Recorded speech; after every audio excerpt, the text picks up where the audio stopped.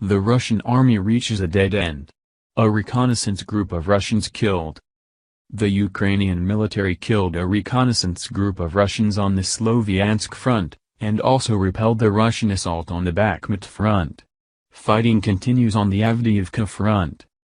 Source: General Staff of the Armed Forces of Ukraine on Facebook, information as of 1800 hours on 1st of August. Details: on the Sloviansk front, Russian occupying forces fired on the areas of Nortsivka, Chepil, Hrushuvaha, Ridne, Virnopillia, Husarivka, Dibrivne, Dolyna and Adamivka using tank guns and artillery of various calibers. Near Mazanivka, the armed forces of Ukraine exposed and killed the Russian reconnaissance group. On the Bakhmut front, Russian occupying forces used tanks and artillery near Burstovo, Soledar, Bakhmut, Kostiantynivka, Veselidolina, Zaitvo, Vershina, Kodema, Vesel, and Travnev. They carried out airstrikes on Pokrovsk, Novoluhansk, Soledar, Vershina, Yakovlivka, Bakhmut, and Kodema.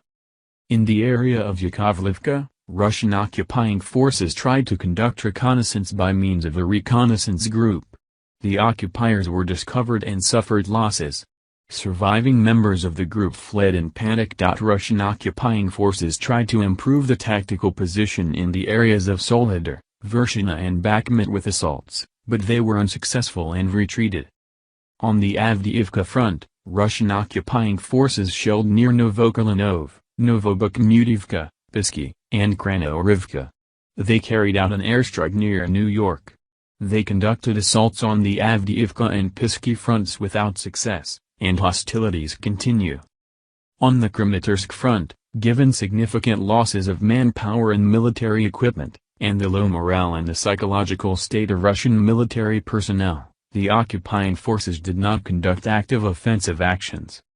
Russian forces shelled Ukrainian troop positions and civil infrastructure in the areas of Siversk, Kryvaluka, Serebryanka, Ivanodarivka, Husarivka, Zvanivka, Verkhnekamiansk and Spurn using tubed and rocket artillery and tanks. Airstrikes were carried out near Serebryanka and Husarivka. For the purpose of reconnaissance of logistics support routes and critical infrastructure objects, they conducted aerial reconnaissance using a UAV.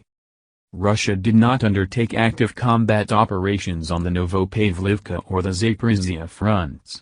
They conducted systematic shelling of civilian and military infrastructure in the areas of Marinka, Pavlivka, Novosilka, Novopol, Malinivka, Hulaypol, Hulypilsk, Orikhiv, and Kamiansk.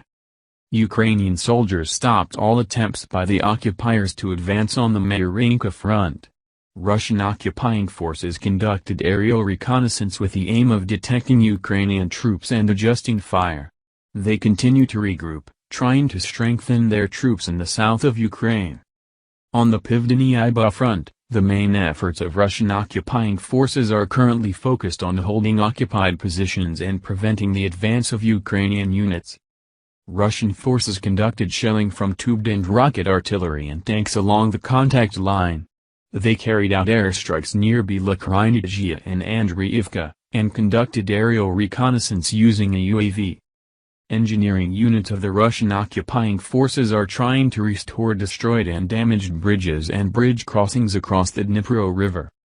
On the Kharkiv front, Russian occupying forces carried out artillery shelling of the districts of Kharkiv, Prudyanka and Novin, 14 other towns and cities. A Russian reconnaissance group tried to expose the firing positions of the Ukrainian troops, but they did not succeed and retreated. On the Sivershkina front, Russian occupying forces fired tubed and rocket artillery at civilian infrastructure in the areas of Senkivka and Lipkivka in Chernihiv Oblast and in Starahuta, Pavlivka, Pokrovka and Bilopola in Sumy Oblast. They conducted aerial reconnaissance using a UAV near Remyak and Hlukhiv. In order to elude intelligence technology, they deployed radio-electronic warfare complexes,